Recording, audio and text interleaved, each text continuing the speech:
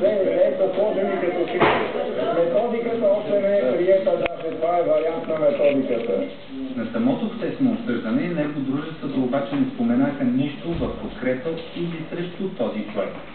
В Европа е нормално едно домакинство да остане без ток заради авария или планов ремонт на енергомрежата около 2 пъти в годината, поне така показва европейската статистика.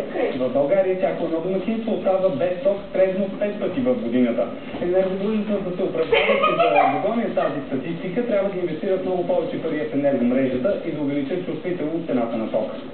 Другият месец документът официално трябва да бъде гласуван в комисията регулатор.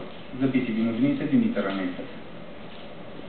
Председателят на енергийния регулатор предупреди, че не чакат, цитирам, непоносимо високи цени на парното от 1 юли заради високия курс на щатския долар и очакването с около 15% поскъпване на природния газ. Комисията се ангажира да търси резерви, за да ограничи поскъпването до минимум. Новите цени трябва да бъдат обявени до края на юни. Увеличава се делът на хората, които определят положението в България като непоносимо. Това показва изследване на Института от хора на общество за икономическа